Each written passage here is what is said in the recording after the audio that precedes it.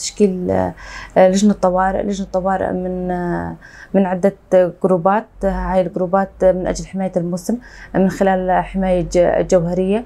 هاي الحماية الجوهرية بالاشتراك مع الشعب الموجود، وكذلك تجهيز الإطفائية، تجهيز صهاريج المياه، تجهيز الإسعاف، بما أنه نعرف أنه أثناء الحرائق تصير صعوبة بالتنفس أو حروق.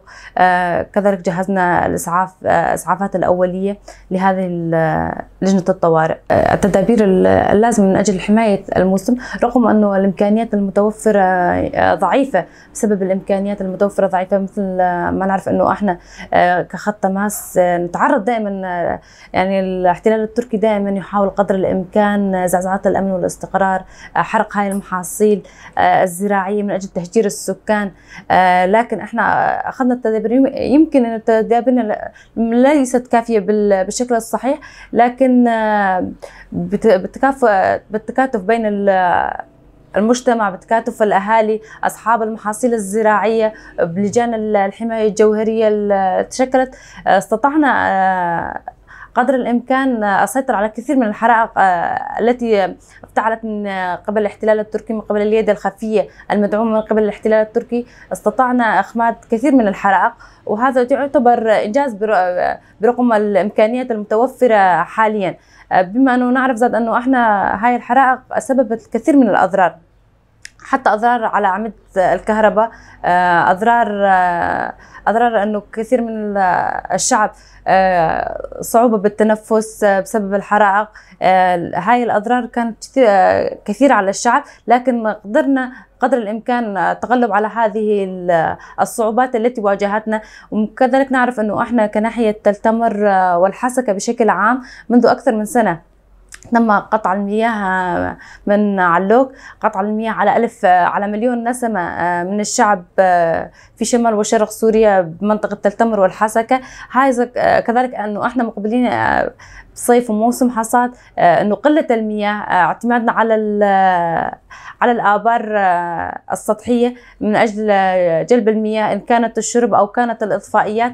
هذا كذلك انه واجهنا بصعوبات، لكن قدرنا قدر الإمكان نحاول نتغلب على هذه المشاكل التي تتعرضنا. يحاول الاحتلال التركي قدر الإمكان من خلال حرق المحاصيل الزراعية في ناحية تل تمر وفي شمال وشرق سوريا بكافة أشكاله، خلق نوع من الحصار الاقتصادي على منطقة شمال وشرق سوريا. حاول زعزعة الأمن والاستقرار، يحاول قدر الإمكان الضغط على الشعب، خاصة احنا كخط التماس ضغط قطع المياه وكذلك حرق المحاصيل الزراعية من أجل، وكذلك إن شفنا قبل فترة ذات قصف البنية التحتية منطقة شمال وشرق سوريا. حاول قدر الإمكان الاحتلال التركي بكافة وسائله بأي ورقة عنده يحاول قدر الإمكان الضغط على الشعب الموجود في هذه المناطق من أجل الهجرة وكذلك إضعافنا اقتصاديا بكافة الأشكال. تعتبر أكبر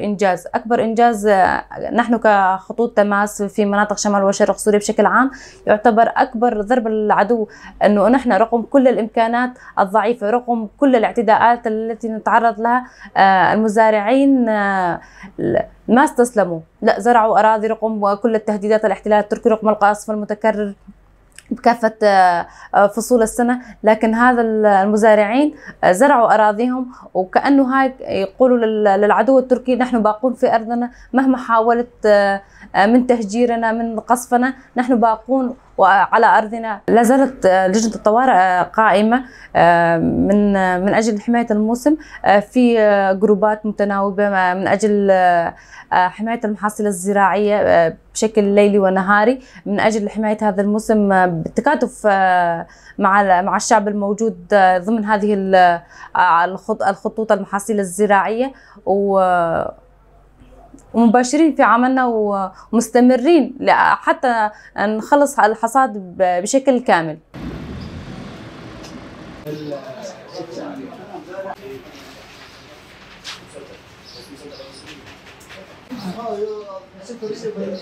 أنا أميرة محمد من مديرية الزراعة والري في تل تمر. التسهيلات اللي قدمناها للمزارعين، قدمنا مازوت زراعي دفعة أولى زائد ثانية على مساحة الحنطة، طبعا على الفعل أعطينا حسب الخطة.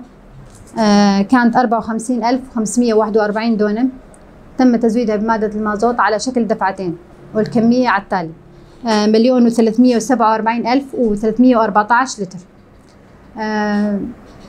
أعطينا تسجيل حصادات، سجلنا الحصادات، عدد الحصادات 78 حصادة. بلشنا بالموسم الزراعي من 1/6، قطع مناشئ، قطع شوايل مشان التوريد، وفي كمان بلشنا بالتراخيص البعلية كمان مشان التوريد، ما أعطينا مادة مازوت للشعير.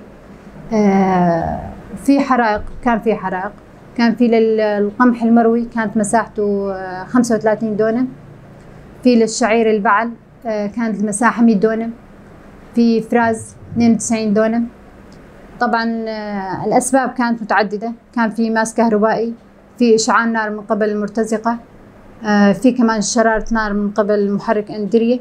هاي كانت أسباب متعددة للحرائق. طبعا موسم الحصاد هلا بلش جديد، ما صار يعني شي يومين ثلاثة بلشنا بالقطع المناشئ، يعني يمكن 10% بلشنا، يعني نسبة 10%، لسه يمكن يستمر شي شهر على الأغلب. موسم الحصاد هذا موسم الكل ينتظره، المزارع ونحن ننتظره، يعني لازم الكل يحرس حنطه، أحرس حنطي وأحرس حنطة صغيري، لأنه إذا ينضر، يعني إذا الجار ينضر أنا راح أنضر، لذلك لازم الكل يعني يكون منتبه، يعني من العيادة الغادرة.